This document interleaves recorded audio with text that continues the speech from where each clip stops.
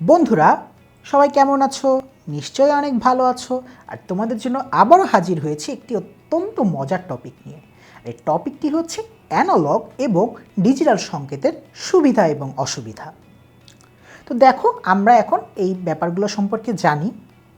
প্রথমে যেটি আমাদের দেখার বিষয় সেটি হচ্ছে যে অধিক দূরত্বে যদি আমরা সংকেত প্রেরণ করতে চাই তাহলে ডিজিটাল সংকেত উত্তম। কারণ এই যে ডিজিটাল সংকেতটা কেন উত্তম তার কারণ হচ্ছে এই যে ধীরে ধীরে ক্ষমতা কমে, মূলত এটি হচ্ছে অ্যানালগ সংকেতের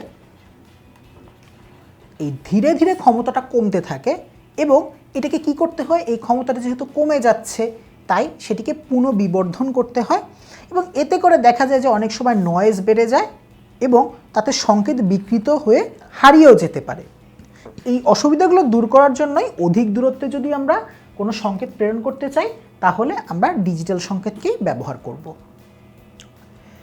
এছাড়া ডিজিটাল সিগন্যাল যেতে যেতে যেটা হয় সেটা হচ্ছে যে বিবর্ধিত হয় এবং এতে সংকেতের কোনো রকম এই যে তোমার পুনর্বিবর্ধন বা এই যে ধীরে ধীরে ক্ষমতা কমা বা নয়েজ বেড়ে যাওয়ার কারণে সংকেত বিকৃত হয়ে যাওয়া, এই ব্যাপারগুলো থাকে না, সংকেত একই রকমেরই থাকে। এছাড়াও যে ব্যাপারটি আমাদের মাথায় রাখতে হবে সেটি হচ্ছে যে প্রতি সেকেন্ডে ডিজিটাল সংকেত অনেক বেশি প্রেরণ করা যায়, অর্থাৎ এটার তোমার প্রতি সেকেন্ডে ট্রান্সমিশন রেটটা অনেক বেশি। এই কারণে অপটিক্যাল ফাইবার দ্বারা সংকেত প্রেরণে ডিজিটাল সংকেতকে আমরা ব্যবহার করি এবং এতে করে যেটা দেখা যায় যে সর্বশেষ সংকেতটার গুণগত মানটাও উত্তমভাবে বজায় থাকে। এবং অ্যানালগ ডিভাইসের থেকে ডিজিটাল ডিভাইসটা কিন্তু তোমার কিছুটা ব্যয়বহুল।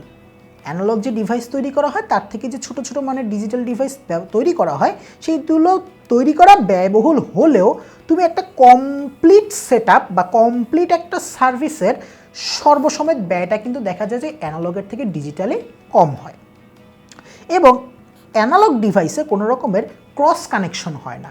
এই ক্রস কানেকশন ব্যাপারটি বলতে গেলে যেটি আসলে বোঝাতে হবে সেটি হচ্ছে যে মনে করো যে তুমি একটা জায়গা থেকে তুমি ঠিক এই জায়গাটাতেই, এই যে এইখান থেকে তুমি ঠিক এইখানটাতেই তুমি কোনো তথ্য প্রেরণ করতে চাচ্ছ, কিন্তু মনে করো যে এইখানে আরও একটি গ্রাহক যন্ত্র আছে, এখানে আরও একটি গ্রাহক যন্ত্র আছে। তো তুমি যদি ডিজিটাল সংকেতের মাধ্যমে এটি প্রেরণ করো, যেটি হবে যে তুমি ঠিক এইখান থেকে এইখানেই সংকেতটি প্রেরণ করতে পারবে। কিন্তু অ্যানালগ সংকেতের মাধ্যমে যদি প্রেরণ করতে যেতে যেটি হতো, এই সংকেতটি দেখা যেত হয়তো বা ক্রস হয়ে এইখানে প্রেরিত হয়ে যেত অথবা ক্রস হয়ে এইখানে প্রেরিত হয়ে যেত। মানে যেই গ্রাহক যন্ত্রের জন্য তুমি সংকেতটি দিচ্ছ সেটি গ্রহণ না করে হয়তো অন্য আরেকটি যন্ত্র সেটি গ্রহণ করবে। এই ব্যাপারটিকে আমরা ক্রস কানেকশন বলছি এবং এই ক্রস কানেকশনের ব্যাপারটি সাধারণত ডিজিটালে খুব একটা বেশি হয় না, কিন্তু অ্যানালগে দেখা যায় এই ব্যাপারটি অনেক বেশি পরিমাণে হয়। তো মূলত এই ছিল এখনকার মতো তোমাদের জন্য অ্যানালগ এবং ডিজিটাল সংকেতের সুবিধা এবং অসুবিধা, এবং আশা করি যে তোমরা এই ব্যাপারগুলো দেখে অবশ্যই বুঝতে পারছো যে ডিজিটাল সংকেতেরই আসলে সুবিধাটা সব থেকে বেশি। এই কারণে এখন বর্তমান যুগে অ্যানালগ সংকেত ব্যবহার না করে ডিজিটাল সংকেত ব্যবহার করার মাধ্যমেই সাধারণত সব ধরনের কমিউনিকেশন করা হয়। তো ভিডিওটি তোমাদের কাছে কেমন লাগলো? নিশ্চয়ই অনেক ভালো লেগেছে। তো আজকের মতো এই পর্যন্তই।